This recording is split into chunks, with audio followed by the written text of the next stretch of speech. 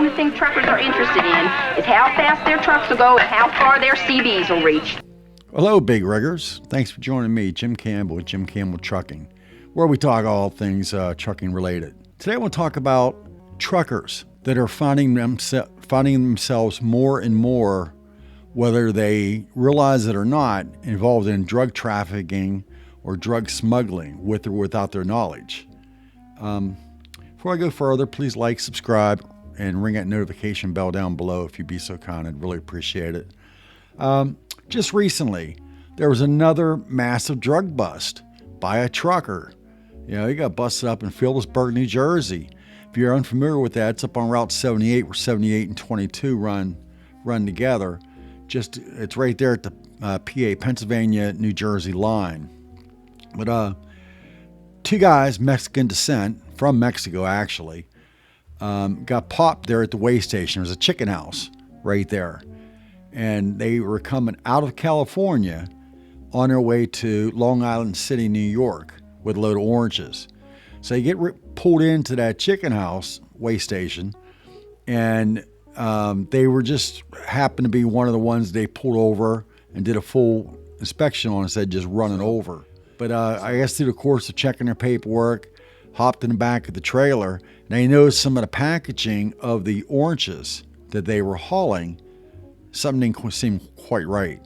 So they investigated a little further and bam, found 3.4 tons of marijuana valued at $28 million. Anyway, the two drivers were taken into custody. Well, you know, I don't hear a lot about drug busts with tractor trailers, but every now and then you do. For the most part, you hear about four-wheelers all the time getting popped. So I went back and did a little research. I just wanted to see in the last year alone, over the last 12 months, how many instances were there of tractor trailer drivers getting popped, you know, smuggling, you know, $2 million or more of street value, marijuana or cocaine or drugs, you know. And like I said, I set it at 2 million because anyway, over the last 12 months, I tracked 6 other examples of tractor trailer drivers getting popped, you know, with load smuggling or trafficking drugs, you know, on their equipment, valued $2 million or more. Now, most of it was cocaine that they were trying to smuggle. The largest pop was in Chickamauga, New York. If you're not familiar with that area, that's Buffalo. But they popped this guy with $10 million street value worth, $10 million worth of cocaine. I bet that shipper ain't going to be too happy about that freight not making his delivery. Anyway,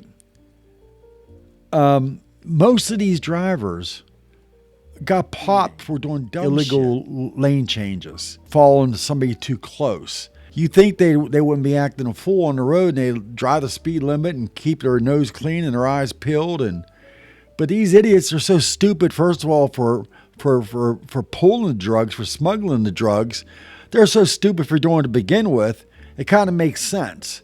You know, things that would tell a cop, you know, please pull me over. That's essentially what they're doing. Doing dumb shit on the road, got that much dope or drugs on you. You might as well hang a sign out there, please stop me. I don't know. There's some stupid individuals out there. Now, like I said, these 6 other examples that I found with tractor trailers getting popped, it's not in just one area. You know, there was one in Marshall, Texas, the Chickamauga, New York one I spoke about with $10 million bust. Gallup, New Mexico, Laredo, Texas, St. Tammany Parish, Louisiana. If you're not familiar with it, that's down the New Orleans area down that way. But it's not only the big trucks. You know, four-wheelers been getting popped left and right too. I was amazed.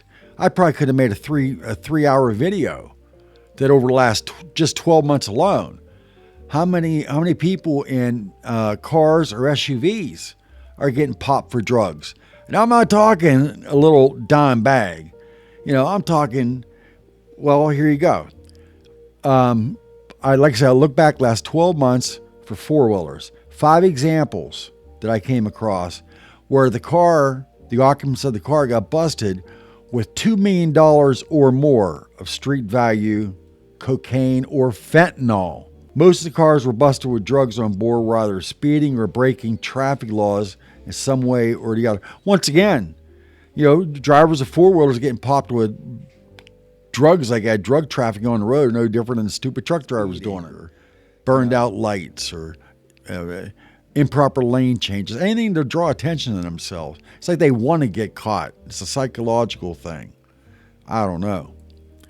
Anyway, the ones that do get caught, I read several of the articles, and it's like the truck drivers, they try to defend themselves by saying that the blind mule concept, where somebody loaded those drugs on their trailer and they didn't know they were there, which is plausible, but when you got most of them get pulled over, not for it being, hidden in the packaging of the freight. In most cases, it's under false floorboards or inside the tires or other secretive places. A big rig like a tractor trailer, there's a lot of hiding spots. And the bigger it is, that's just more hiding spots and more you can hide, So that's why generally most of the big pops are tractor trailers, But like I said, the four-wheelers are getting popped too. So, but what's scary is most of the four-wheelers are getting popped with not only cocaine, but fentanyl. Fentanyl. That's what's killing people, young and old, across America right now. I don't think there's anybody out there that you could probably find that hasn't, had fentanyl or somehow drugs, or somebody in their family, somebody they know, whatever. Everybody knows somebody or somebody that knows somebody. That's how much this affects everybody, this fentanyl problem that we have. And where's it come from? The Mexican cartels is where it's come from, right across that damn border. The Mexican cartels are the greatest threat that we have in America to our very existence. You stop to think about it. And why our borders, what's coming across right now, and it has been for the last 3.5 years, is not only the illegals coming across, but the illegal drugs, they're coming in with them. And then what they've been doing here is setting up shop.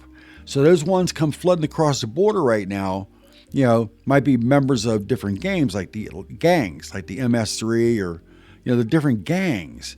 And those little vigil gangs, they reform in the cities around America. So then when the drugs get trafficked in, well, they give those to their gangs they already have set up here. That's the way they distribute it. We're doing ourselves a big disservice. Like 15 million illegals over the last 3.5 years. We're slowly cutting our own throat.